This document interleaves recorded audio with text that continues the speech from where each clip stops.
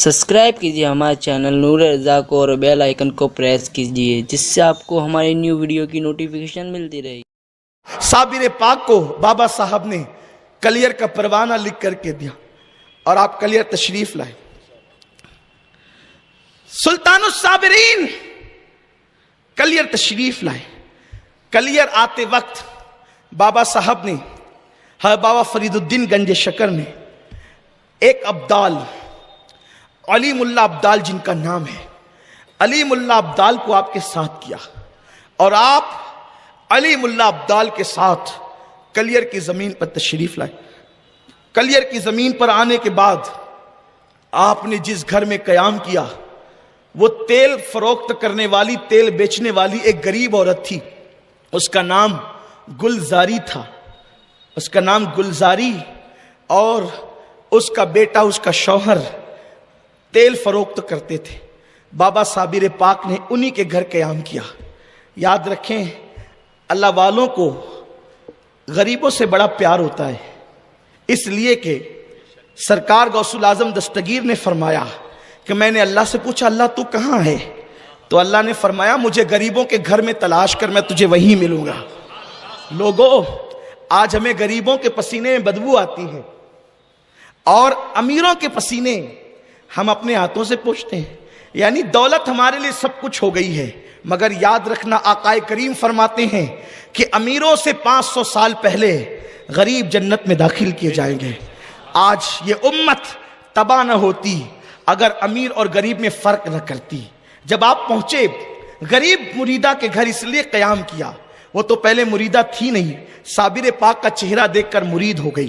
میرے پیارے آقا علیہ السلام کے پیارے دیوانوں قربان جائیں، گلزاری کے گھر قدم کیا آ گئے، علی کے لال کے غوث پاک کے شہزادے کے.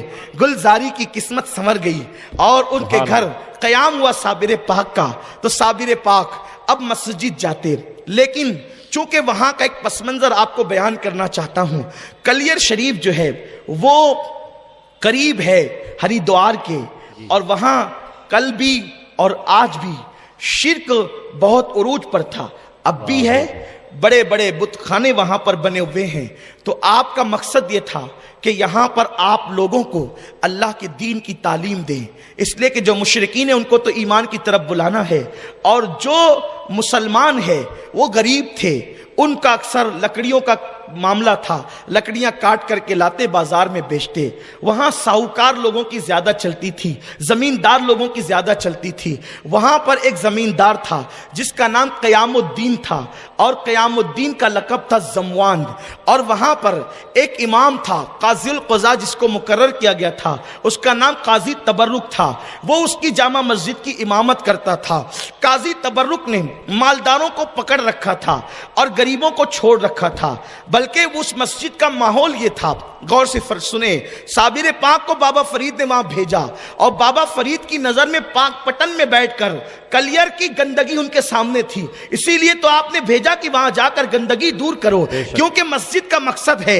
ایک ہی صف میں کھڑے ہو گئے محمود و ایاز، نہ کوئی بندہ رہا نہ کوئی بندہ نواز. صابر پاک وہاں پہنچے تو قاضی تبرک نے یہ ماحول بنایا تھا کہ مالداروں کے لیے مصلے بچھتے تھے، اور غریب اگر پہلے سے آ کر بیٹھ جاتا اور مالدار بعد میں آتا تو غریب کو اٹھا دیا جاتا اور پیچھے کر دیا جاتا. یعنی دین کے نام پر دین کا مذاق اڑایا جا رہا تھا. آپ کو معلوم ہے حضرت سیدنا عبداللہ ابن مبارک ارشاد فرماتے ہیں کہ کسی نے پوچھا عبداللہ ابن مبارک سے یہ بتاؤ انسان کون ہے، انسان کسے کہتے ہیں؟ فرمایا علماء حق انسان ہے. تو پھر پوچھا بادشاہ کون ہے؟ فرمایا جو زاہد لوگ ہیں، عابد و زاہد وہ بادشاہ ہے. کہا کمینے لوگ کون ہیں؟ کمینے ذلیل لوگ کون ہیں؟ تو عبداللہ ابن مبارک کہتے ہیں جو دیندار بن کر دین کے کو بیچ کر دنیا کماتے ہیں وہ کمین اور ذلیل لوگ ہیں، اور دنیا کما کر دین کو بیچ کر دنیا کماتے ہیں اور جعلی تقدس دکھاتے ہیں، یعنی جعلی مقدس بنتے ہیں. مقدس بننے کا خوبصورت داڑھی کی تراش خراش، ہاتھ میں تسبیح، بغل میں مصلی، سفید کپڑے، اور اس کے بعد زبان پر قال اللہ قال الرسول، زبان پر قرآن حدیث. لیکن یہ تقدس صرف زبان تک ہے، دلوں میں گناہ کی محبت، دلوں میں عیاشیوں کی محبت، دلوں میں برائیوں کی محبت، دلوں میں گناہوں کی محبت. عبداللہ ابن مبارک کہتے کرتے ہیں دین بیچنے والے سب سے ذلیل اور کمینے لوگ ہیں. فرمایا میرے آقا صلی اللہ علیہ وسلم نے کہ کوئی دیندار اگر کسی مالدار کا احترام کرے مال کی بنیاد پر تو اس نے اپنے ہاتھوں سے اپنے دین کو قتل کر دیا.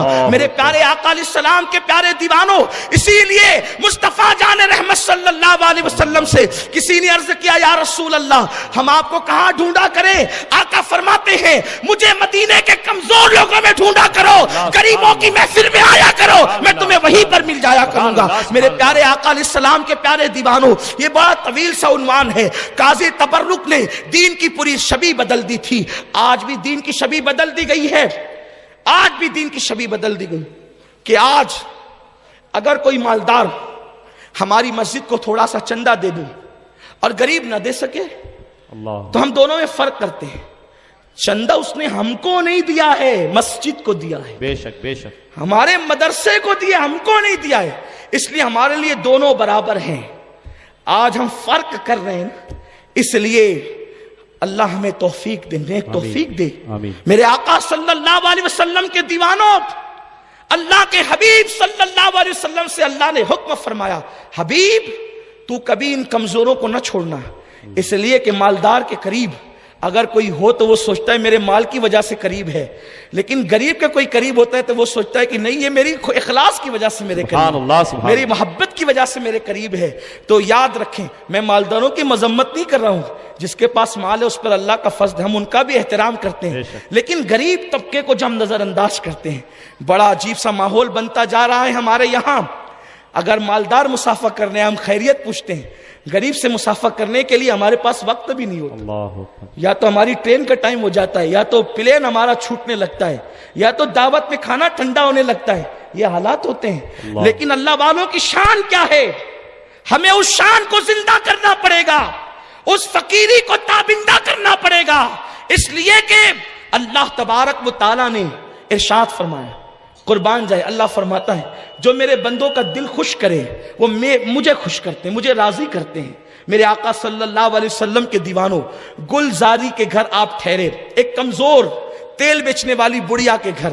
قاضی تبرک نے مالداروں کو اپنے ہاتھ میں کر لیا، زمینداروں کو اپنے ہاتھ میں کر لیا. پہلی مرتبہ صابر پاک مسجد گئے. صابر پاک بہت خوبصورت تھے. آپ کے حلیے کے مطابق بتایا جاتا ہے، آپ کا حلیہ یوں لکھا ہوا ہے، آپ کا میانہ قد تھا، پستی بمائل. آپ کا قد میانہ تھا اور آپ بڑے خوبرو تھے. خوبرو اس طرح کہ سرکار غوث الاعظم دستگیر کے پوتوں میں آپ کا شمار ہوتا ہے. بڑے حسین و جمیل تھے.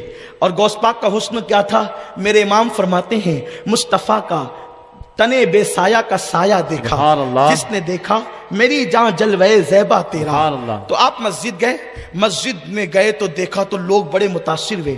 اس وقت جو کلیر کی جامع مسجد تھی، بعض مورخین کے مطابق خزینۃ الاسفیاء، مسالک السالکین، اس طرح کے جو مصنفین اور مورخین ہیں ان کے مطابق ایک وقت میں 10,000 سے زیادہ لوگ اس میں نماز پڑھتے تھے. ارد گرد کے لوگ جمعہ پڑھنے وہیں آتے تھے. تو صابر پاک جمعہ پڑھنے کے لیے تشریف لے گئے، اور جب آپ گئے تو آپ وہاں پر کھڑے ہو گئے اور قاضی تبرک سے کہا قاضی تبرک دیکھ میں علی کا بیٹا ہوں اور نبی کا شہزادہ ہوں، اس لیے یہاں خطاب کا حقدار میں ہوں، میں لوگوں کو نصیحت کرنا چاہتا ہوں. اس نے کہا میں یہاں برسوں سے امام ہوں اور آپ مجھے کہتے ہیں کہ خطاب آپ کریں گے، ایسا تو نہیں ہو سکتا. آپ نے فرمایا خطاب ہمارا حق ہے، منبر و محراب ہمارا حق ہے، لیکن آپ جانتے ہیں یزید کے دور سے لے کر آج کے دور تک علی کی اولاد کے خطاب سے لوگ ہمیشہ ڈرتے رہے ہیں کہ جب بھی ان کی زبان کھلے گی تو یہ ہے علی کے بیٹے، جب بولنے لگیں گے تو چھا جائیں گے زمانے پر. اسی لیے دمشق کے منبر پر بھی امام زین العابدین نے جب خطبہ شروع کیا، پہلے تو یزید نے ان کو تقریر کی اجازت نہیں دی، اور اگر بادل ناخواستہ پبلک کے اصرار پر اجازت دی، امام زین العابدین نے 2 حدیثیں اپنے نانا کی کیا پڑھی، اس لیے کہ جو علی و فاطمہ کی اولاد ہیں دنیا کے سارے خطیبوں کو ایک طرف کھڑا کر دیں اور جو فاطمہ وہ علی کا سچا اصلی خون ہے ان کے پاس صحیفہ فاطمہ کا علم ہوتا ہے، جہاں تک لوگوں کی نظریں نہیں جاتی وہاں ان کے دل کا کنیکشن جاتا ہے.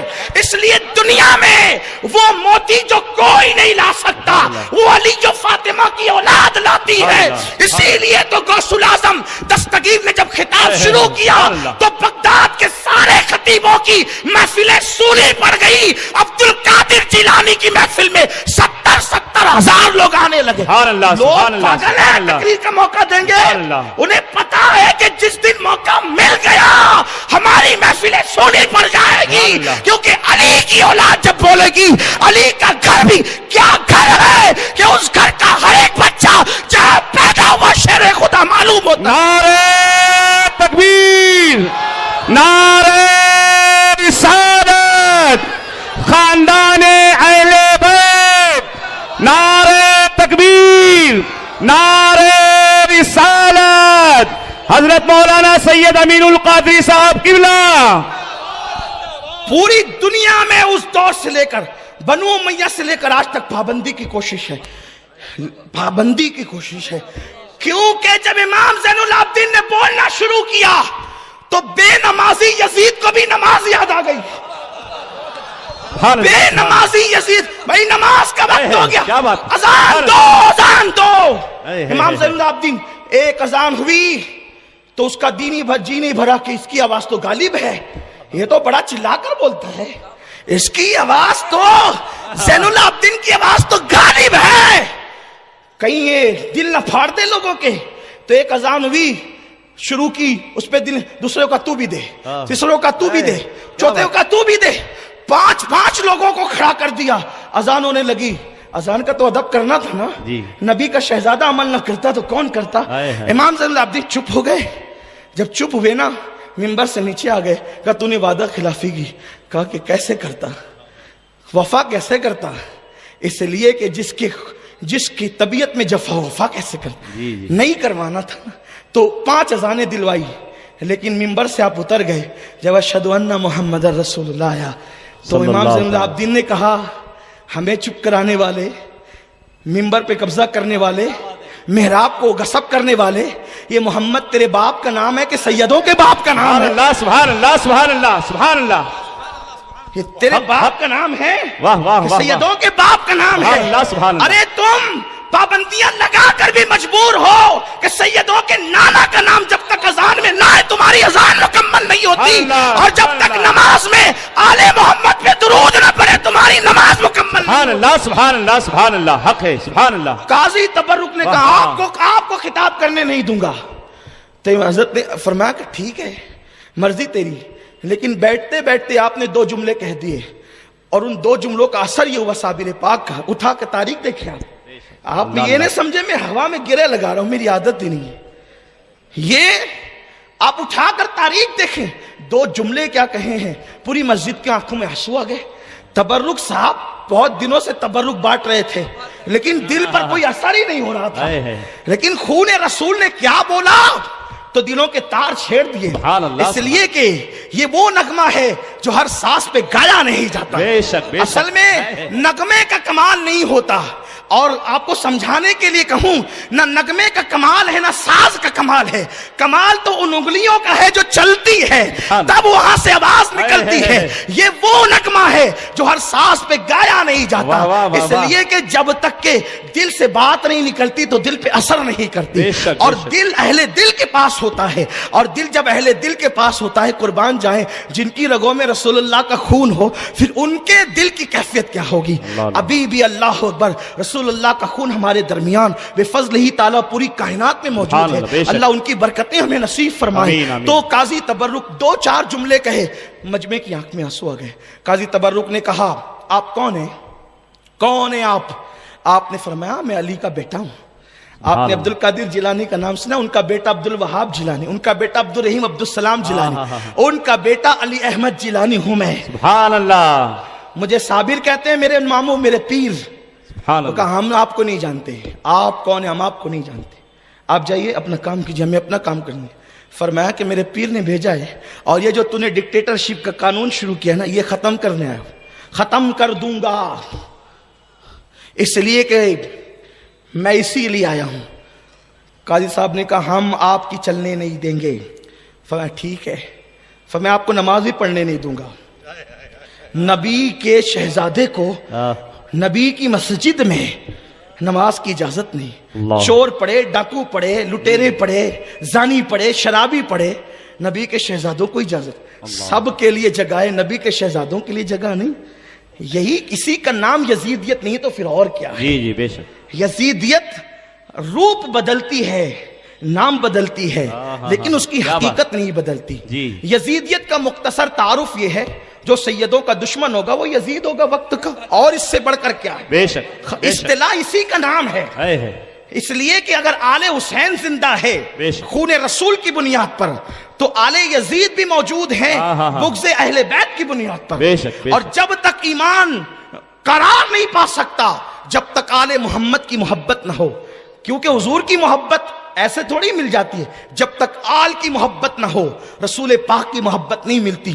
نکال دی گئے مسجد سے، لوگ بیان کرتے ہیں صابر پاک نے مسجد گرا دی، نہیں، بہت غلط ہے یہ۔ پہلی بار مسجد سے نکالے گئے، آپ حسرت سے دیکھتے رہے، جمعہ سب پڑھتے ہیں، میں نہیں پڑھتا، میرے نانا نماز لانے والے ہیں اور میں نہیں پڑھتا نماز، جمعہ کی نماز مجھ سے چھوڑی جاتی ہے۔ آپ گئے اور آپ نے نماز ظہر ادا کی گلزاری کے گھر پہ، اور بابا صاحب کو خط لکھا، بابا صاحب دیکھو ایک قاضی تبرک نے ایسا کیا، اور زموان ہے اس کا پکا بھگت، مالداروں کو اس نے ہاتھ میں لے رکھا ہے، وہ چلنے نہیں دیتا، اب آپ کیا کہتے ہیں آپ بتائیں۔ بابا صاحب نے قرآن کی آیتیں اور حدیثیں لکھی، اور قرآن حدیث لکھ کر کے وہ خط علی ملا ابدال کے ہاتھوں۔ اچھا یہ ابدال کون ہوتے ہیں؟ ابدال وہ ہوتے ہیں جو اتنے نرم دل ہوتے ہیں جو کبھی کسی کا برا نہیں چاہتے، کبھی کسی کی غیبت نہیں کرتے، کسی کی برائی نہیں کرتے۔ رہنے دو، یہ صابر پاک کی محفل ہے، ابھی چائے رہنے دیں آپ، اے بابو جو بھی لائے ہو نا رہنے دو، صابر کی محفل ہے، ابھی صبر کریں گے، سلام کے بعد سب ہوگا، جی جی صلاۃ اسلام کے بعد سب ہوگا، ابھی نہیں، بتوجہ بٹے گی تو توجہ فرمائیوں، بھی وقت زیادہ ہوا ہے اور بہت شارٹ کر رہا ہوں میں، بہت مختصر۔ تو بابا صاحب نے قرآن حدیث کی روشنی میں خط لکھا۔ بابا صاحب بہت بڑے عالم تھے، صابر پاک خود بھی بڑے عالم تھے، پورا وہ نصاب جو اس زمانے کا 25 سال کا نصاب ہوتا تھا، ابھی 8 سال کا 5 سال کا نصاب، اس زمانے میں 25 سال کا نصاب ہوتا تھا، 25 سال کا نصاب بابا فرید سے صابر پاک نے صرف 2 سال میں پڑھا تھا۔ سبحان اللہ، یہ اتنے بڑے پائے کے عالم تھے صابر پاک۔ لوگ سمجھتے ہیں یہ جو مزاروں میں سو رہے ہیں نا فقیروں کی حیثیت سے، ان کو کچھ نہیں آتا، سب ابھی آنے لگا ہے۔ ارے ان کو وہ آتا تھا جو آپ کا دماغ وہاں تک نہیں جا سکتا، بے شک بے شک، وہ لاکھوں حدیثوں کے حافظ ہوتے تھے۔ اگر صابر پاک کے علم دین پر، ان کی فقہی بصارت پر، علم حدیث پہ گفتگو کی جائے تو اس کے لیے ایک ایسا مجمع چاہیے جو اہل علم ہو، ورنہ آپ کو بہت مشکل لگے گا، آپ کہے گا سید صاحب نے کیا چھیڑ دیا۔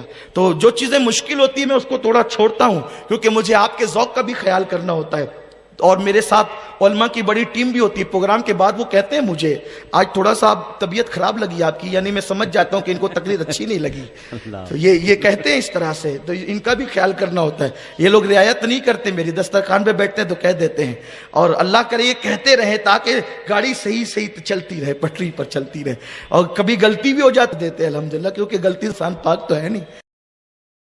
اللہ تبارک و تعالی ہمارے علماء کو سلامت رکھے، انہیں باکرامت رکھے، انہیں عروج و سربلندی عطا فرمائے۔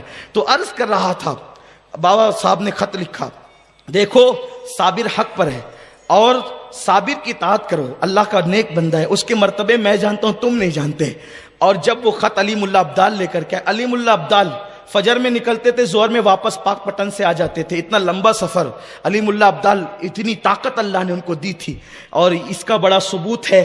آپ دیکھو میں ہر بات کا ثبوت ابھی یہاں نہیں دے سکتا، لیکن اشارہ کرتا ہوں، اگر اس کا ثبوت چاہیے تو آپ سورہ نمل میں اٹھا سکتے ہیں۔ آصف ابن برقیہ نے پلک کے جھپکتے وہ تخت لایا نا، اس لیے کہ مجمع میں کچھ لوگ ایسے بھی آتے ہیں نا جو ٹپنی کرنے کے لیے آتے ہیں کہ وہ کیا کہیں گے تو ہم تھوڑا سا نوٹ کر لیں گے، اور تھوڑا سا 8 دن کے لیے ہوٹل پہ بیٹھنے کے لیے کچھ لوگوں کو جو ہے وہ ایک عنوان بھی مل جاتا ہے۔ میں کہتا بہت اچھی بات ہے، لیکن میری گفتگو تو عاشقوں سے ہے، اہل عشق سے، سبحان یہ اللہ۔ عشق عاشقوں کی محفل ہے۔ لیکن جہاں تک دلیل کی بات ہے، ایک ایک بات پر میں دلیل پیش کر سکتا ہوں۔ قرآن کا چھوٹا سا طالب علم ہوں، علم کا کوئی غرور نہیں، اس لیے کہ جن کے در سے وابستگی ہے، جن کے خون کی خیرات ملی ہے، وہ بہت بڑے لوگ ہیں، ہماری کوئی اوقات ہی نہیں ہے۔ تو عرض کر رہا تھا، حضرت بابا صاحب نے خط لکھا، علیم اللہ عبدال کو کہا کہ لے جاؤ۔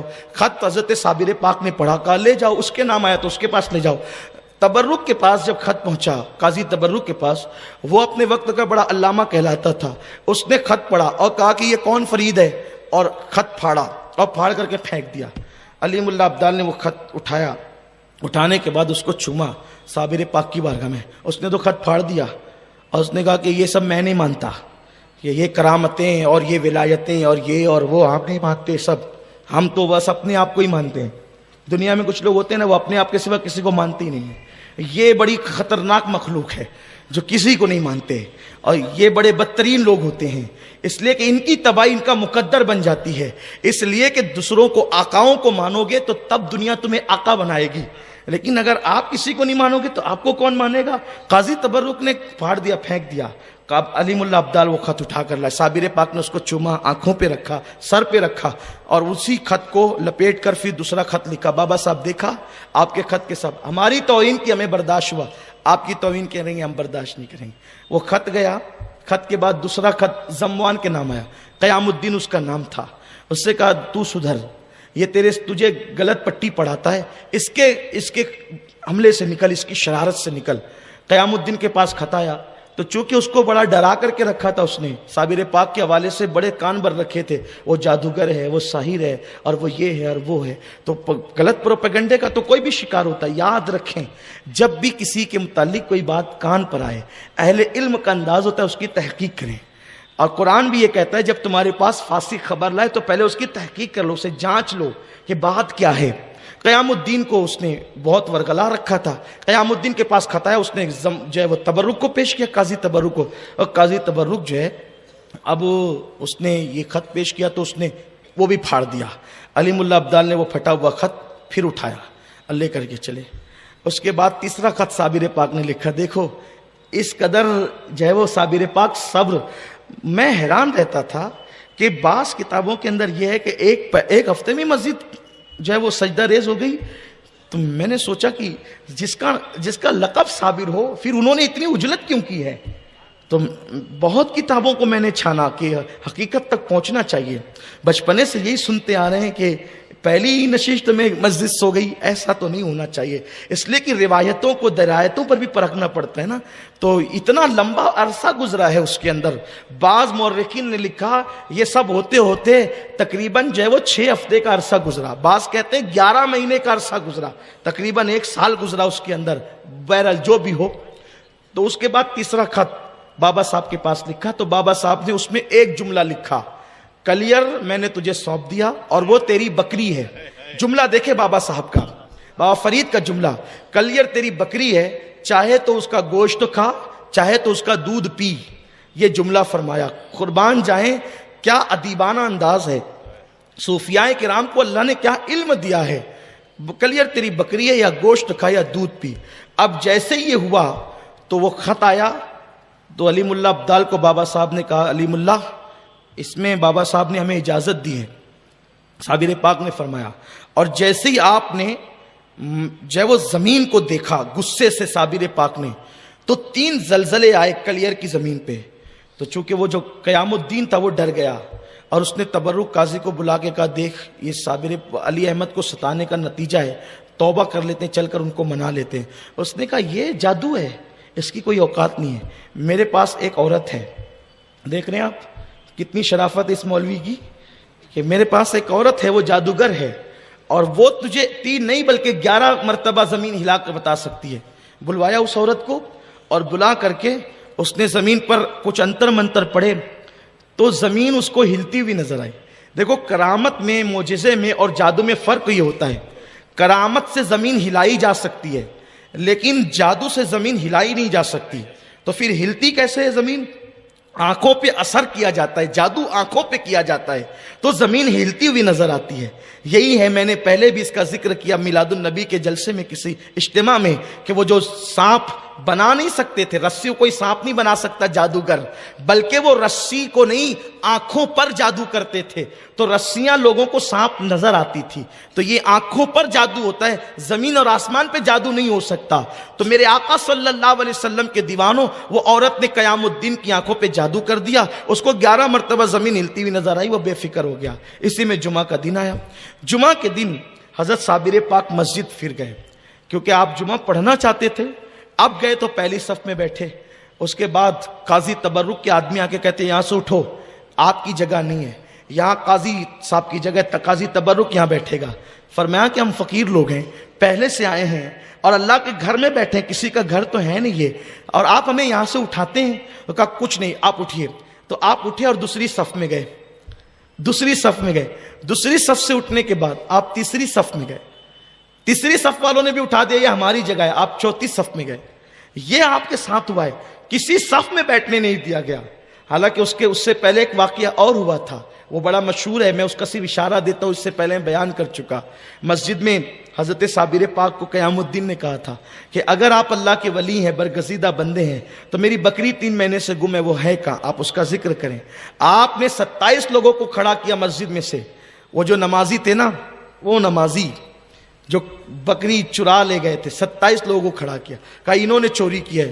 کہا علی احمد ہم پہ الزام نہ لگاؤ، یہ کیسی بات آپ کرتے ہیں کہ ہم نے چوری کی، ہم نمازی لوگ ہیں۔ آپ نے فرمایا قیام الدین تیری بکری کا کوئی نام ہے؟ اس نے کہا ہاں ہے۔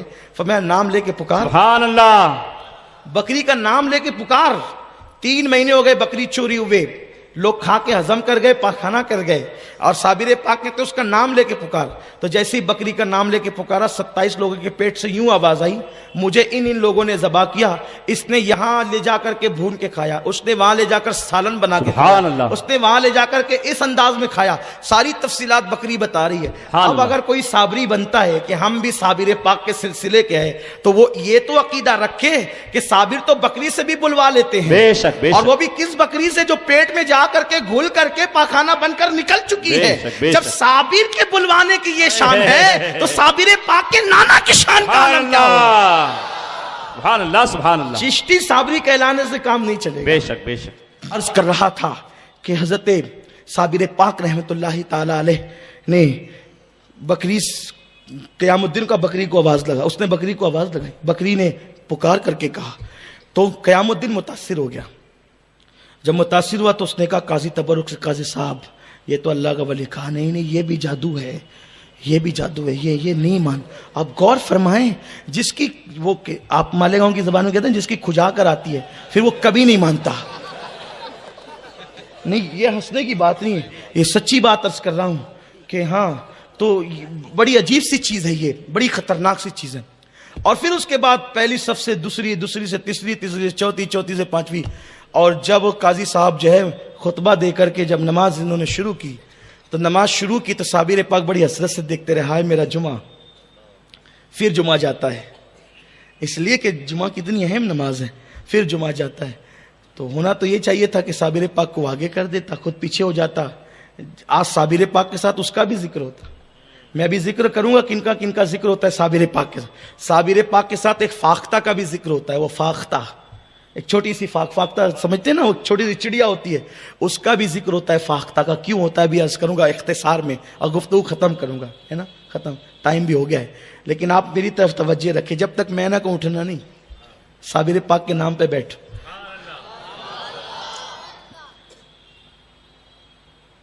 تو جب آپ بالکل باہر ہو گئے اور اس نے نماز شروع کی، حیرت ہے، درود ابراہیم میں آل محمد پر درود پڑھنا ہے اور برکت کی دعا کر، اور آل محمد کو مسجد سے باہر کر دیا۔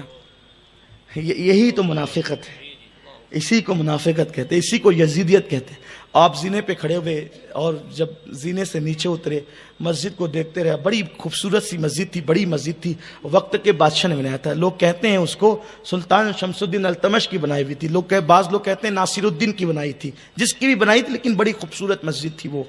جب وہ رکوع کرنے لگے، صابر پاک نے کہا مسجد سب رکوع میں گئے اور تو کیوں کھڑی ہوئی ہے، تیرا قیام کیوں ہے؟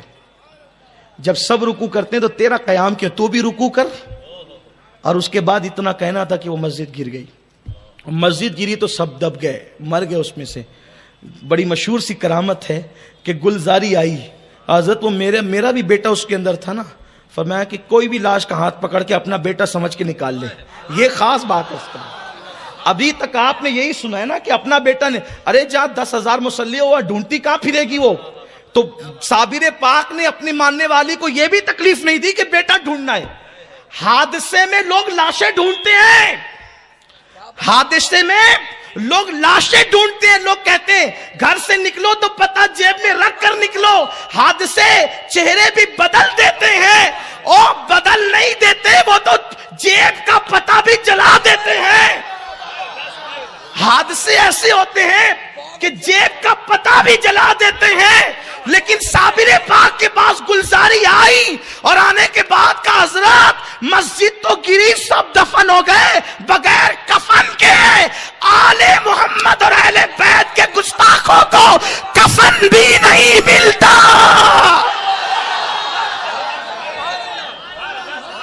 نہ عائشہ کے گستاخ کو کفن ملتا ہے، نہ علی کے گستاخ کو کفن ملتا ہے، اور اگر کوئی لپیٹ دے بھی دے تو فرشتے چھین لیا کرتے۔ نعرہ تکبیر، نعرہ رسالت، مقام مصطفیٰ۔ اگر آپ سمجھ گئے تو اللہ آپ کو بڑی لمبی عمر عطا فرمائے۔ میری سنی قوم بڑی سمجھدار ہے۔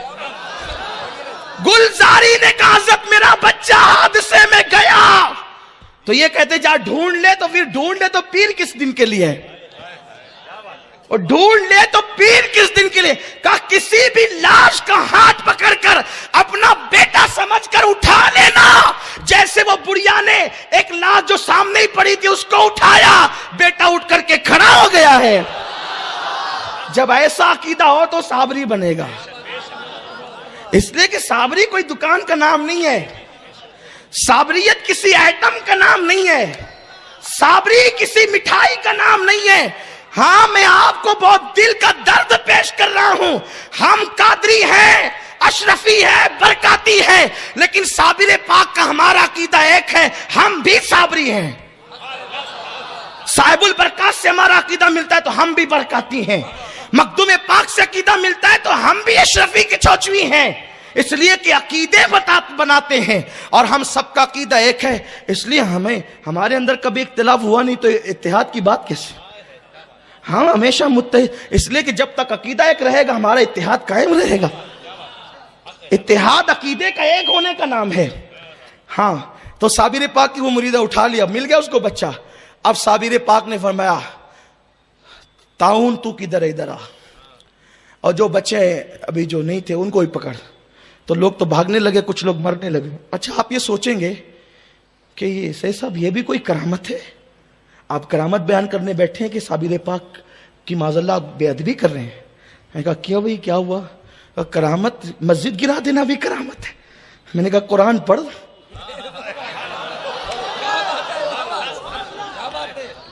قرآن سے ہٹ کے کہوں تو مجھے مار ڈال، اس لیے کہ وہ خطیب جینے کا اس کا حق ہی نہیں ہے جو قرآن کے خلاف بات کرے۔ 11واں پارہ پڑھ، سورۃ التوبہ پڑھ۔ اللہ نے محبوب سے کہا حبیب گرا مسجد، حبیب تو مسجد بنانے آئے تھے، حبیب مسجد بنانے آئے تھے، اللہ حبیب سے کہہ رہا محبوب اس مسجد میں جانا نہیں۔ اگر یہ آیت قرآن میں نہیں ہے، اللہ کی عزت کی قسم کھا کے کہتا ہوں کبھی مالیگاؤں میں تقریر نہیں، مالیگاؤں میں کیا پوری زندگی کبھی کچھ نہیں کہوں گا۔ لیکن اگر یہ قرآن میں ہے تو پھر صابر پر الزام کیوں ہے کہ انہوں نے مسجد گرائی؟ ارے جب رسول اللہ نے گرائی تو صابر پاک نے گرا کے کون سا جرم کیا؟ تو اب آپ کہیں گے پھر کون سی مسجدیں سنبھالی جاتی ہے؟ جو مسجد کا ممبر نبی اور آل نبی کا وفادار ہو وہ مسجدیں اللہ کا گھر ہے، اور جس ممبر سے نبی اور آل نبی کی بے ادبی ہو، پھر جو صابر پاک نے کیا ہے، جو قرآن نے فرمایا ہے، قرآن جو کہتا ہے اللہ اکبر اللہ یعوذ باللہ، کتنی بڑی بات کہی ہے قرآن نے۔ کوئی قرآن اٹھا کے پڑھے، قرآن اٹھا کر کے اللہ اکبر، سیریس لو، اس بات کو غور تو کرو۔ قرآن نے کہا جس مسجد میں اسلام اور پیغمبر اسلام کے خلاف منصوبے بنے، قرآن کہتا ہے حبیب اس کو توڑ، اور صرف توڑا نہیں بلکہ توڑ کر آگ لگوائی حضور نے۔ امام الانبیاء سورہ توبہ اٹھائیں، جس کو دیکھنا ہو دیکھ لے. آپ کے گھروں میں قرآن ہوگا, کسی بھی مفسر کی تفسیر پڑھ, کسی بھی مسلک کے آدمی کی پڑھ لیں, آپ کو مل جائے گا. اس میں کوئی پابندی نہیں لگاتا کہ انہی کی پڑھیں انہی کی پڑھیں, ورنہ عام طور پہ ہم تو کنز الایمان ہی پڑھتے ہیں الحمدللہ, اور اسی کی تعلیم بھی دیتے ہیں لوگوں کو. لیکن بہرحال اگر اس معاملے میں آپ کو کچھ پڑھنا ہے تو کسی کی بھی پڑھ لیں. حضور نے وہاں پر جو ہے وہ آگ بھی لگائی, اور اس کے بعد صحابہ سے کہا کہ یہاں کچرا ڈالنا, اس لیے کہ مسجد نام رکھنے سے مسجدیں نہیں ہوتی. مسجد نام ہے رسول اللہ کی غلامی میں قائم کرنے کا. ہاں یہ قرآن کہہ رہا ہے. تو بہرحال سرکار ساغر پاک نے گرا دیا مسجد. یہ بس اگر اعتراض آپ کے ذہن میں ہے تو میں نے قرآن پیش کر دیا, اور کوئی میرا مقصد نہیں ہے. اللہ جانتا ہے کہ آپ صابر پاک سے بدگمان نہ ہو, کیونکہ لوگ کچھ کم سمجھ بھی ہوتے ہیں نا, کہو کچھ تو سمجھتے کچھ ہیں. پھر اس کے بعد کا تعاون کدھر ہے, تعاون یہ اللہ والے ہیں, دیکھا شفا بھی دیتے ہیں, پھر بیماریوں کو بلا بھی لیتے ہیں. ولی بھی ایسا کرتے ہیں, ہاں ایسا کرتے ہیں. اس لیے کہ جب تک 10 صفت جمع نہیں ہوتی آدمی ولی نہیں بنتا. اور 10 صفت کیسے جمع ہوتی ہے, 10 صفت کیسے جمع ہوتی ہے؟ ایک صفت اس میں جو ہے نا اللہ تبارک و تعالیٰ کی ایک صفت ہوتی ہے, حضور علیہ السلام کی ایک صفت ہوتی ہے. کتنی ہو گئی؟ 2. صدیق اکبر کی 2 ہوتی ہے, فاروق اعظم کی 2, عثمان غنی کی 2, مولا علی کی 2. تو اللہ کی کون سی صفت آتی ہے؟ اللہ کی جو صفت وہ مکمل طور پہ نہیں آتی, اللہ جتنا چاہتا ہے اس میں سے حصہ عطا کرتا ہے. تو اللہ کی صفت قہاری اللہ اپنے دوست و ولی کو عطا کرتا ہے. ولی اسی لیے کہتے ہیں کہ وہ اللہ کے قریب ہوتا ہے. اس کو یوں سمجھ لیں آپ کہ جیسے آپ لوہے کو آگ میں ڈالتے ہیں تو لوہا لال ہو جاتا ہے آگ میں رہ کر, اس کو پکڑو تو ٹھنڈا لگتا ہے. صحیح عرض کر رہا ہوں میں جی؟ نہیں نا بھئی, وہ اگر آگ میں 2-4 گھنٹے لوہا رہے گا تو ٹھنڈا لگے گا کہ گرم ہوگا؟ چھالا نہیں آئے گا آگ میں. اگر نہیں آپ کو اس کا علم ہے تو گھر جا کر تھوڑا تجربہ کر لیں. تو کیا ہوگا, لوہا اگر آگ میں جاتا ہے تو وہ جلانے کی صلاحیت پیدا ہو جاتی ہے. کیوں؟ آگ لوہا بن گئی یا لوہا آگ بن گیا؟ نہیں, آگ ہے, لوہا ہے. پھر کیا ہوا؟ اصل میں لوہا آگ کا ولی بن گیا. ولی مطلب قریب ہو گیا. تو آگ کی صفت لوہے میں آ گئی, لوہا رہا, آگ رہی. تو ایسے ہی جب اللہ تبارک و تعالیٰ کسی کو اپنا ولی بناتا ہے تو بندہ رہتا ہے, اللہ رہتا ہے. اللہ بندہ بنتا نہیں, بندہ اللہ بنتا نہیں. لیکن اللہ اپنی صفت کی برکتیں اس کو عطا کرتا ہے. بیٹا دینا اللہ کی صفت ہے, پھر ولی اللہ بھی بیٹا دیتا ہے. جیسے جلانا آگ کی صفت ہے لیکن آگ بھی جلاتی ہے. تو اللہ تبارک و تعالیٰ اپنے ولی کو یہ صفت عطا کرتا ہے. تو فرمایا واقع تعاون آ جا. تعاون آگے لوگ مرنے لگے, پورا خالی ہو گیا. گلزاری سے کہا 12 کلومیٹر دور سب تیرا گھر بار لے کے چلی جا. اور جو مریدین تھے 2-4 جمال الدین اور اس طریقے کے کچھ لوگ, بہاؤدین, ان کو بھی کہا تم بھی جاؤ سب. اور آپ نے ایک جلال کی آگ لگائی. علی ملا عبداللہ کا تو بھی پاک پٹن جا, اب یہاں کوئی نہیں رہے گا. وہاں پر امام صاحب کی درگاہ, وہ بہت پرانی, صابر پاک سے پہلے کی درگاہ شریف ہے, وہ وہاں جایا کریں. اگر کلیئر شریف جانو پہلے امام صاحب کی حاضر دیا کریں, اس کی بہت برکتیں ہیں. سبحان اللہ, وہاں جائیں, بڑی برکتیں آپ کو ملے گی انشاءاللہ. تو امام صاحب کی درگاہ اور ایک درگاہ شریف اور ہے وہاں. اور گولر کا جھاڑ, صابر پاک نے چاروں طرف نظریں ڈالی تو آگ برسنے لگی. اس لیے کہ صابر پاک, کیونکہ جو بھی ولی ہوتا ہے نا وہ کسی نہ کسی نبی کا پرتو ہوتا ہے, کسی نہ کسی نبی کے نقش قدم پہ ہوتا ہے. تو صابر پاک تھے موسیٰ علیہ السلام کے نقش قدم پر, ان کے پرتو, تو بڑے جلالی تھے. تو ڈالی آگ اور جلا دیا اور گولر کی شاخ پکڑ کر کے کھڑے رہے. عالم تحجر میں اب اپنا جلوہ دکھا. پورا کلیئر جل گیا, جل رہا ہے, 12 سال تک کلیئر جلتا رہا. آپ نے کہا یہ جلانا کیا ہے؟ اور تور جلتا ہے تب تجلی نظر آتی ہے نا, وہاں تور جل رہا تھا, یہاں پورا کلیئر جل رہا تھا. یہ شان موسوی دکھا رہے ہیں, وہ موسیٰ نہیں بن گئے, نبی نہیں بن گئے, شان موسوی دکھا رہے ہیں. دیکھ لو آج موسیٰ کے پرتو کی تجلیاں. اور 12 سال تک صابر پاک گولر کی شاخ پکڑ کے کھڑے رہے, اور 12 سال تک وہ فاختہ صابر پاک کے سر کے اوپر جو گولر کا درخت تھا, اس نے صابر پاک کی صحبت نہیں چھوڑی. وہ وہیں بھوکی پیاسی 12 سال تک بیٹھی رہی. وہ فاختہ بھی نہیں جلی, وہ سلامت رہی. اور فاختہ کی عمر کتنی ہوتی ہے, لیکن 12 سال اللہ نے اس کی بھی عمر کر دی اور اس سے زیادہ عمر کر دی. اور قدرت بتا رہی ہے اگر فاختہ میرے ولی کی وفادار بن جائے تو ہم اتنی بڑی آگ میں بھی جو ہے اس کی حفاظت کیا کرتے ہیں. انسانوں تم وفادار ہو جاؤ تو ہم جہنم کی آگ میں تمہیں کیسے جلائیں گے. صابر پاک 12 سال تک عالم تحجر استغراق میں، اور 12 سال تک نہ کچھ کھایا نہ کچھ پیا. یہ ہے میرے صابر پاک کی کرامت اور عظیم کرامت. بابا صاحب بہت فکر مند تھے، کیا کریں کیا کریں. جب 12 سال ہو گئے، پورا کلیر جل کر خاکستر ہو گیا، نہ کوئی درخت بچا، نہ کوئی گھر بچا، نہ کوئی مکان، سب جل گیا. تو صابر پاک رحمت اللہ، جو 2 مزارات تھے، وہ مزار گولر کا درخت اور جس سے آپ گولر کی شاخ پکڑے تھے اور وہ فاختہ، یہ چیزیں محفوظ رہی. 12 سال ہوئے تو بابا صاحب کی آنکھوں میں آنسو آ گئے. میرا صابر 12 سال سے کھڑا ہے. لوگوں، یہ عشق یہ ہے. عشق کی آگ لگتی ہے نا تو یہ مرتبے ملتے ہیں. 12 سال آپ کو ایسا لگے گا 12 سال تک کوئی کھڑا رہ سکتا ہے؟ بس میں تو یہ کہتا ہوں، یہ عشق کو کوئی پھل نہیں ہے نا، جو یا عشق کو کوئی بتانے کی چیز نہیں ہے نا. اور آپ کو پتہ ہے، جو آگ میں جب تک نہ جلا ہو اس کو آگ میں جلنے کی کیفیت کیا معلوم ہوگی؟ اس کے لیے تو آگ کی کیفیت کے لیے آگ میں جلنا پڑے گا. تو لوگوں کو عشق عشق عشق کی بات لوگوں نے بہت کی ہے، لیکن اصل جو عشق خدا و رسول ہے، یہ وہ آگ ہے جب اس کے مزے میں انسان چھلانگے لگاتا ہے تو راتوں کی نیند اڑ جاتی ہے، کھانے سے تعلق ٹوٹ جاتا ہے، لوگوں سے تعلق ٹوٹ جاتا ہے، پھر وہ اللہ ہی اللہ میں مست ہو جاتا ہے. یہ زبانی اللہ اللہ جو کرتے ہیں، یہ کوئی یعنی کہ آپ کو کوئی کسی بڑی منزل پہ نہیں پہنچانا. زبان پہ اللہ ہے اور دل میں گناہوں کے بت ہیں، گناہوں کی محبت ہے، اس سے کچھ نہیں ملنا ہے. جب تک زبان کے ساتھ دل اللہ اللہ نہ کہے اور اس میں آگ نہ لگے. اصل چیز ہے التقویٰ ہاں ہونا، تقویٰ یہاں ہے. ہم نے ظاہر سنوارا. کل بھی یہی بات میں نے کی تھی. صوفی ملت نے جو پروگرام کل منعقد کیا تھا کہ صوفیہ اللہ والے اولیاء اللہ باطن کو بدلتے ہیں، ہم پوری توجہ اپنے ظاہر پر کرتے. تو بابا صاحب نے ایک دن تقریر کی اپنے مریدوں کے سامنے کہ میرا صابر 12 سال سے کھڑا ہے، کوئی ہے اس کو بٹھانے والا؟ تو سب حضرت صابر پاک کو جانتے تھے کہ صابر پاک وہ ذات ہے کہ ہر آدمی وہاں دم نہیں مار سکتا.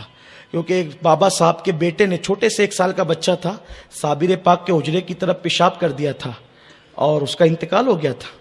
بابا صاحب کی اولاد 3 اولادیں مری ہے صابر پاک کے جلال سے. ایک جو 1 سال کا بچہ، دوسرا ایک جوان بیٹا جنہوں نے بغیر اجازت کے لنگر تقسیم کیا تھا، اور تیسرا بی بی شریفہ جن کے ساتھ حضرت صابر پاک کا نکاح ہوا تھا. لوگ اس پر بڑی وہ کرتے ہیں کہ یہ بیوی کو کیسے جلا دیا، وہ بیوی کو کیسے جلائے. یہ بھی ایک الگ سا عنوان ہے. انشاءاللہ کبھی اس پر قرآن حدیث کی روشنی میں آپ سے کبھی بات کروں گا انشاءاللہ. اور بس آج ایک حدیث پیش کرتا ہوں. جب کوئی بیوی کو اندھا کر سکتا ہے تو کوئی بیوی کو جلا بھی سکتا ہے اللہ کے عشق میں. کیسے؟ حضرت موسیٰ علیہ السلام، بات موسیٰ علیہ السلام کی کروں گا اور حدیث سے کروں گا. موسیٰ علیہ السلام جب طور پر تجلی باری کا جو جلوہ 70,000 پردے کے پیچھوں سے دیکھا تو گویش ہو کے زمین پہ آئے اور چہرے پہ نقاب ڈال کے گھومتے تھے. ایک مرتبہ آپ کی بیوی صفورہ نے کہا کہ حضرت اللہ کا جلوہ آپ کے چہرے سے ظاہر ہوتا ہے، ذرا دکھائیں نا. کہا اندھی ہو جائے گی. کہا پھر پوری زندگی کیسے گزرے گی؟ تو انہوں نے عرض کیا کہ نہیں، میں ایک آنکھ سے دیکھتی ہوں اور ایک آنکھ زندگی کے لیے رکھتی ہوں. ایک آنکھ سے دیکھا، پردہ ہٹایا. جب پردہ ہٹایا تو دیکھا تھوڑی دیر اور نابینا ہو گئی. یہ کہا جی نہیں بھرا، ایک بار اور دکھائے نا. تو کہا ایک آنکھ تو گئی. تو کہا دوسری سے دیکھوں گی. یہ دوسری آنکھ سے دیکھا، تھوڑی دیر دیکھا تو بھی نابینا ہو گئی. دونوں آنکھیں گئی تو رونے لگی. حضرت موسیٰ نے کہا تھا میں نے پہلے ہی کہا تھا اندھی ہو جائے گی، اب کیوں روتی ہے؟ کہ رونا اس پر نہیں کہ اندھی ہو گئی، رونا اس پر ہے کہ 2 ہی آنکھیں اللہ نے دی. کاش کہ وہ 1000 آنکھیں دیتا تو مولا کا جلوہ دیکھتے دیکھتے 1000 آنکھیں قربان کر دیں. اب یہاں ایک نکتہ اور سنیں. موسیٰ 70,000 پردے کے پیچھے سے، موسیٰ 70,000 پردے کے پیچھے سے ایک تجلی دیکھیں تو چہرے پہ نقاب ڈال کے گھومنا پڑتا ہے، ورنہ بیوی بھی دیکھتی ہے تو اندھی ہو جاتی ہے، نابینا ہو جاتی ہے. یا رسول اللہ آپ نے تو اللہ کو دیکھا، آپ نے تو اللہ کو دیکھا، لوگ آپ کو دیکھ کر اندھے کیوں نہیں ہوتے؟ تو میرے رسول کے جوار سے جواب آئے گا، او اندھو عقل کے، میں بے پردہ ہی کب تھا، میں بے پردہ ہی کب تھا. موسیٰ نے تو کپڑے کے پردے ڈالے تھے، میرے اللہ نے مجھ پر اپنی غیرت کے 70,000 پردے ڈالے ہیں. اس لیے کوئی نہیں جلتا، کوئی نہیں نابینا ہوتا، ورنہ وہ اگر جلوہ کریں کون تماشائی ہو. ایک جھلک دیکھنے کی تاب نہیں عالم کو، وہ اگر جلوہ کرے کون تماشائی ہو. تو المختصر حضرت صابر پاک کے حوالے سے بابا صاحب نے کہا کون میرے صابر کو بٹھائے گا؟ تو جتنے لوگ تھے کسی کی ہمت نہیں ہوئی. ایک نوجوان لڑکا تھا, وہ بھی مولا علی کی اولاد میں سے تھا, میرے مولا کی. یاد رکھیں یہ ہمت علی کا گھر بھی کیا گھر ہے کہ اس گھر کا ہر ایک بچہ جہاں پیدا ہوا شیر خدا معلوم ہوتا. وہ بابا فرید سے مرید ہونے کے لیے ترک سے آیا تھا, ٹرکی تھا وہ بچہ. اس مقدس شہزادے کا نام شمس الدین ترک تھا. پانی پتی تو بعد میں ہوئے, پانی پت جانے کے بعد, ورنہ وہ ترک تھے. وہ بابا صاحب سے کہتے حضرت میں مرید ہونا چاہتا ہوں. بابا صاحب نے کہا تیرا حصہ میرے پاس نہیں ہے. یہ بابا صاحب کہتے تھے تیرا حصہ میرے پاس نہیں ہے, اللہ اکبر, تجھے کہیں اور جانا ہوگا. تو بہرحال وہ رکا ہوا تھا وہ بچہ. جب بابا صاحب نے کہا کون جا کے صابر کو بٹھائے گا, تو انہوں نے سوچا کہ اگر میں نوکری کروں ان کی, ہو سکتا ہے پیار آ جائے مجھے مرید کر لے. کہا حضرت میں جاؤں گا. تو لوگوں نے اس کو حیرت سے دیکھا. تو بابا صاحب نے تیل دم کر کے دیا شمس الدین ترک کو, یہ تیل لے کر کے جاؤ, یہ کام آئے گا تم کو. اور جانا تو سامنے نہیں جانا ورنہ جل جائے گا, سامنے نہیں جانا ورنہ جل جائے گا, پیچھے ہی رہنا. اور اب کسی طرح بٹھانا اب یہ تیرا کام ہے, یہ تیری ذہانت پر ہے, تو کیسے بٹھائے گا. علی ملا عبدال کے ساتھ بھیجا, فجر میں چلے, زہر میں پہنچے. یہ پیچھے سے گئے. شمس الدین ترک بہت بڑے عالم تھے اور ترکی لہجے میں قرآن پڑھنا جانتے تھے. انہوں نے پیچھے کھڑے ہو کر قرآن کی آیتیں پڑھنی شروع کی. دیر تک قرآن پڑھتے رہے. قرآن ہے, اللہ کی کتاب ہے. کیا کہنے قرآن کے, قرآن جیسی کوئی کتاب ہو ہی نہیں سکتی, اللہ کا کلام ہے.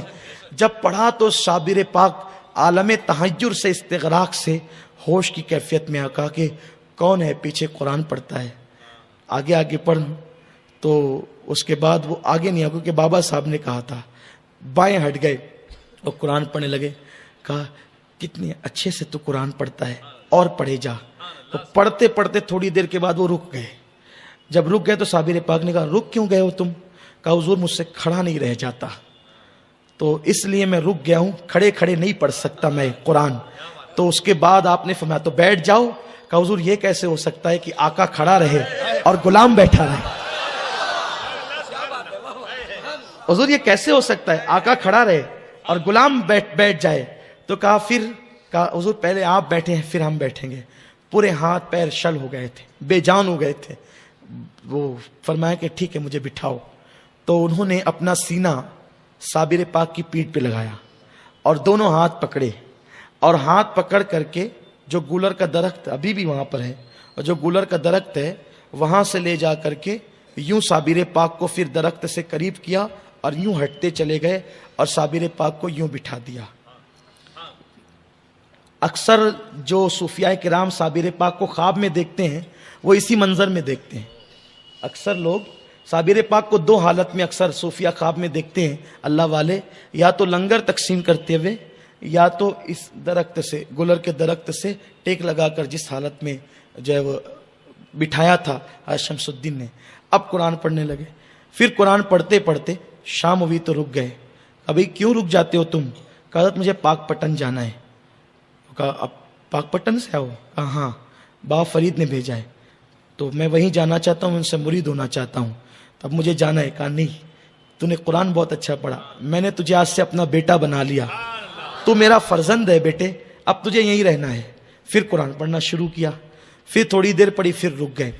رکے تو کہا اب کیوں رکا؟ حضور بھوک لگ گئی, قرآن پڑھتے پڑھتے دوپہر سے پڑھ رہا ہوں, اب شام ہوتی ہے, بھوک لگی ہے. فرمایا کہ پھر کہا حضور کھانا چاہیے. کہا یہ جو گولر ہے نا انہی کو توڑ اور اس کو پکا, اب پکا کر کے کھا. انہوں نے گولر توڑے. اتنی دیر میں صابر پاک بے چین رہے. دیکھو اللہ والوں کو قرآن سے کتنا پیار ہے. اور آج ہم قرآن اب گھروں میں طاق میں رکھے ہوئے ہیں. قرآن خانی میں 2-4 رکوعات پڑھتے ہیں, سمجھ لیتے ہیں حق ادا ہو گیا.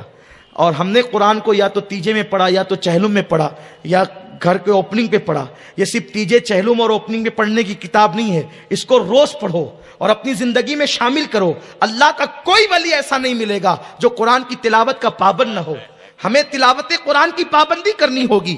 ڈاکٹر اقبال نے کتنی پیاری بات کہی ہے, جب لوگ مرتے ہیں آقا فرماتے ہیں مرنے والوں کے بعد جن کو سکرات کی تکلیف ہو قرآن پڑھا کرو. جب تم قرآن پڑھو گے تو اس کی موت آسان ہو جائے گی. ڈاکٹر صاحب کہتے ہیں لوگوں تم نے قرآن سے تو مرنا سیکھا, لیکن قرآن سے تم نے جینا نہیں سیکھا. ارے جس قرآن کی برکت سے اللہ موت کی تکلیف کو آسان کر دیتا ہے, کیا اس قرآن کی برکت سے اللہ زندگی کی تکلیفوں کو آسان نہیں کر سکتا؟ आओ कुरान की तरफ, कुरान की तिलावत की तरफ। तो उन्होंने गुलर बनाए और उसमें जो है वो लाए, कहा खा लो। नहीं हुजूर, आका भूखा रहे और गुलाम खाए, ये कैसे हो सकता है? तो कहा कि ठीक है, हमको भी खिलाओ। खाया, फिर उसके बाद आपको वज़ू कराया, आपने वज़ू किया, मगरिब पढ़ी, उसके बाद इशा की नमाज़ पढ़ी। फरमाया देख, इशा के बाद से लेके तहज्जुद तक मेरे सामने मत आया कर, तहज्जुद के बाद आया कर।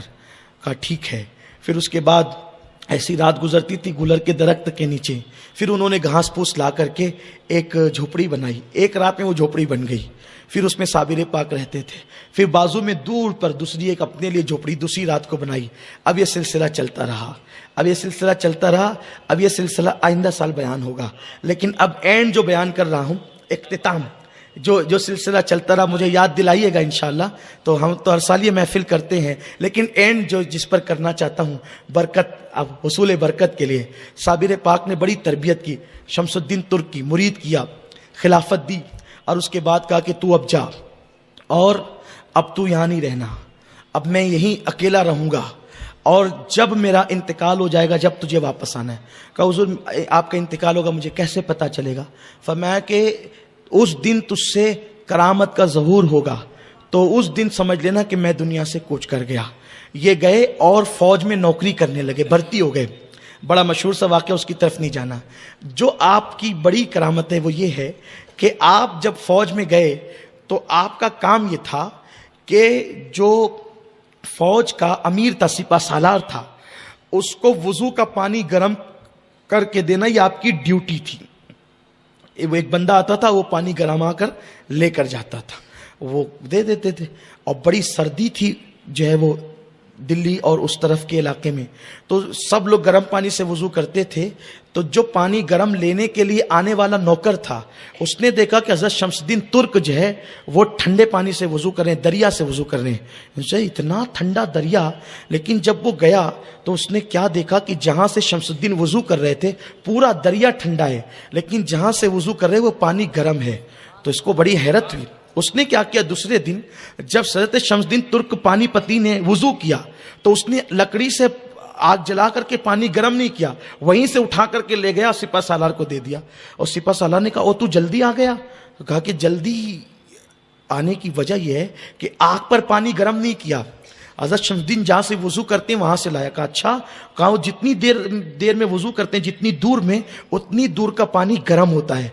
ये अल्लाह वालों की शान है। मन कान लिल्लाह कान अल्लाह लहू। सुनियो, आपने किसी अंधे बहरे का दामन नहीं पकड़ा है, आपने किसी जो है वो अल्लाह अकबर अपनी मर्जी से किसी का दामन नहीं थामा है, बल्कि अल्लाह अल्लाह हमें उन आकाओं का दामन मिला है कि जो आंखें बनकर भी पूरी दुनिया की सैर करते हैं। अल्लाह ने हमें हमारा मुकद्दर क्या रखा, कैसे कैसे औलिया अल्लाह ने हमें अता फरमाए। हज़रत शमसुद्दीन तुर्क पानीपति की ये करामत जाहिर हो गई। और उसके बाद फिर वो बड़ा मशहूर सा वाक़या आपने सुना होगा कि चिराग आंधियों की ज़द पर भी जलता रहा, आप तिलावत करते रहे। तो बादशाह ने कहा कि आप दुआ करें किला आमिर का फतेह हो जाए। आपने दुआ की और कहा कि मैंने जितने दिन नौकरी की वो पैसे दे दो। वो पैसे लिए। और एक ख़ास बात आपके इल्म के लिए बताऊं, साबिर पाक का जो कफन था वो आपकी वसीयत थी कि मेरा कफन भी साबरी रंग का होगा, जो ज़ाफ़रानी रंग होता है ना, जो वो सफ़ेद रंग के कफन में आपको नहीं दफनाया गया, बल्कि आपकी वसीयत थी। अब अल्लाह वालों के राज अल्लाह ही जाने। अब इस पर जो वो गुफ्तगू आपने करनी है वो आपकी मर्ज़ी है। तो वो कफन आपने ख़रीदा और आपने घी लिया और रवा लिया और शक्कर ली वहाँ से, और ले करके आप चले और कफन भी लिया। ये रवा घी क्यों लिया था? ये आपने अपने मुर्शिद के विसाल के बाद फातिहा के लिए लिया था। यानी वो लोग भी फातिहा के कायल थे। ये किताबों के अंदर बिल्कुल वाज़ेह तौर पे लिखा हुआ है। साबिर पाक की हयात जिन लोगों ने लिखी है उन्होंने वाज़ेह तौर पे लिखा है। और जब ये चले तो सोचा कि पीर साहब का तो विसाल हो गया, एक ठोकर लगी, गिरे, और जब आंख खुली तो ये पीरो मुर्शिद के हुजरे के पास मौजूद थे, जो झोपड़ी उन्होंने बनाई थी। पीरो मुर्शिद अकेले हैं और जब वो लाशे अक़दस रखा हुआ है। पीर साहब ने कहा था मुझे हाथ नहीं लगाना विसाल के बाद, बस तू सोचना तो पानी गिरेगा, कफन रख देना, कफन अपने आप पहनाया जाएगा और कब्र में भी मैं अपने आप ही रखा जाऊंगा। ये साबरियत है, ये साबरियत है। ठीक है, वक्त हो गया। अस्सलाम वालेकुम।